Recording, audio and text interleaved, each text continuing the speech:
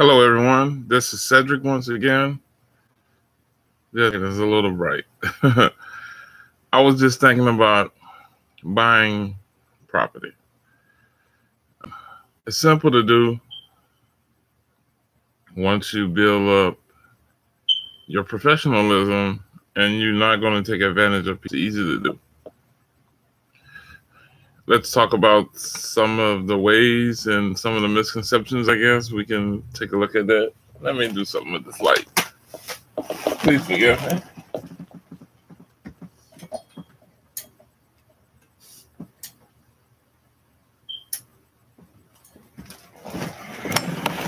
Okay, I'm back. As I was saying, I know some people they go to sellers and they're like, what is your bottom line number? Because I need your lowest and best offer in order for me to try to buy it. And they really not buying it most of the time. Anyway. Instead of doing that, and you are trying to do a contract assignment, what I would do, instead of a contract assignment, do an option. Be upfront with the seller. What you need to do is buy the property on an option for X amount of days, not tying up their property. A lot of people want to tie it up. And what I mean by that, they want to cloud the title. I don't agree with that, but to each his own. What I would do is say, I'm going to buy your property, and you have to be careful because you don't want to be caught or be accused of brokering a real estate transaction. You don't want to do that. But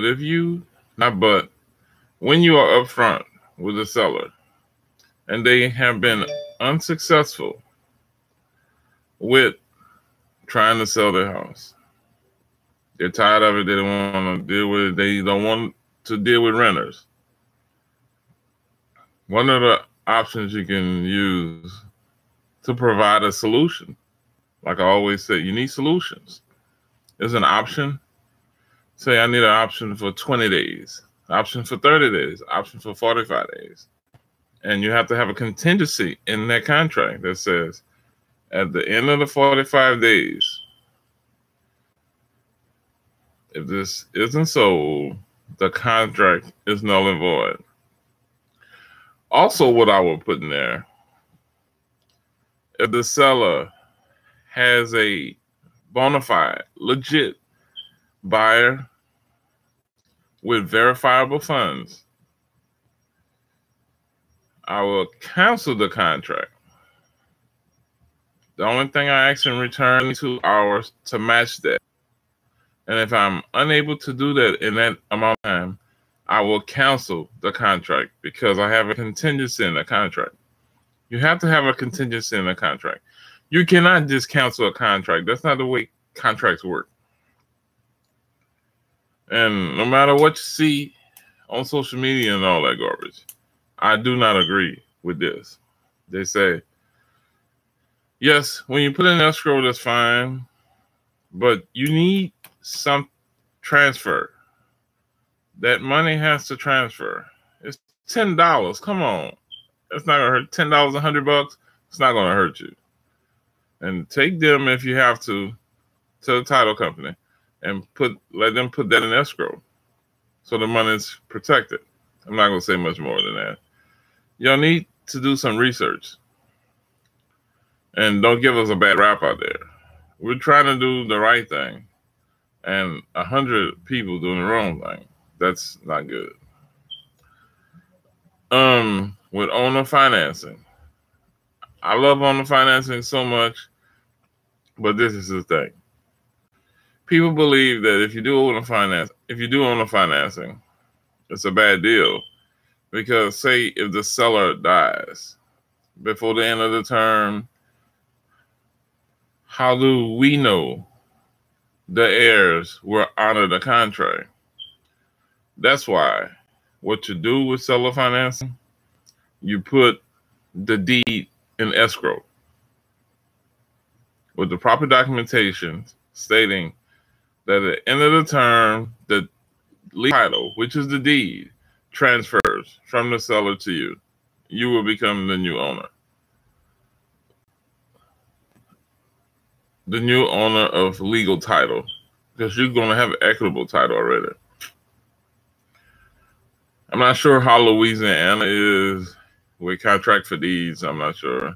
But you can do a land contract. I hope. Don't take my word for it. You need to do that research yourself. But on the financing, yes. Before you say no to something, listen to it and do your own research. Don't just let somebody try to discourage you, because you can have somebody help educate you. I'm not saying you're not educated, but you can have someone help educate you. And the next 10 minutes, you can have somebody uneducate you, put doubts in your head and all that. Even though what you have learned is true, accurate, and verified, you can have a negative person come into your life. I hear some people refer that to that old negative energy. And I laugh when I hear that. But don't let somebody tear down what you have recently acquired, because all you would have done doing that is waste your time. Don't let anybody do that. I love seller financing, different types. Like with the land contract, you can say, okay, I'll sell you my property on a land contract. That's great. But I want 8% for 10 years. Or I don't know if you go over 8 or even over 10. 10% over 20 years. Well, that's kind of high. You want to make sure you watch the laws. What is that called? The usury laws. You want to make sure you don't violate that. You don't want to get caught and have the people come talk to you that pack around those silver bracelets on their person. You don't want that. You want to stay within the letters of the law, the letter of the law. That would be your get out of jail free card. Remember that. Do it the right way. I'm about to end this video and do some real estate, of course, virtual real estate.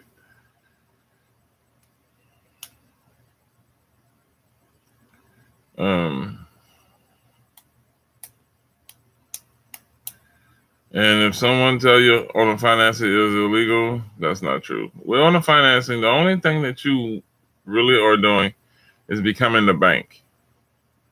The homeowner is becoming the bank in a bank's position where they're going to get a lien, because if the terms of the contract isn't lived up to, they can take their property back. They can foreclose on them. And hopefully that happens. That's not the whole purpose of owner financing, to foreclose on anyone. It is not. But what you'll do, you will be given a mortgage or lien. Or if you're in the state where it's not a mortgage, it's a deed of trust. Same thing, it's still a lien. Doesn't matter what title theory, what theory's concept your state indulges in. Let's see. And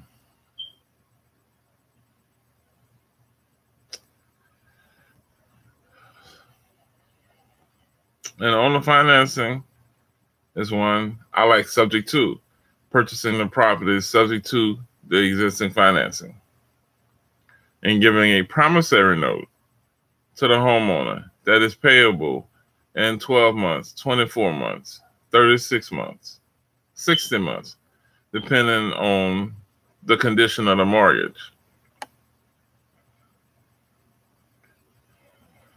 That has to be recorded. Well, me personally, I like to record it at the local courthouse. Same county or parish where the property resides. That's what you want to do. Keep it legal, everyone. Remember, if you ever need foreclosure help, I'm here, like always. To me, it doesn't matter. Your house could be 50,000, 100,000, 300,000, 500,000, a million or better. It doesn't matter. Talk to me. Call me. My number is 504-610-4539. Cedric. And my email address is richardc_inspection1@yahoo.com. I'm going to put it in the comment section. I don't know, either be over here or down here at the bottom. If anybody has any topics, and subscribe to my channel.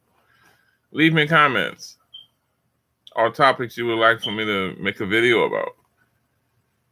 I have no problem doing that. I try to make one video a day. I haven't been living up to that, but I need to stay consistent. Consistency is what I need. Remember, anything that I can help you with, you send me a message. Anytime, day or night, doesn't matter. I only sleep a couple hours a night anyway. Doesn't matter. I'm always looking at and for real estate. That's my goal. With that, everybody have a good day. Or everybody enjoy the remainder of your day. And have a good evening. Later.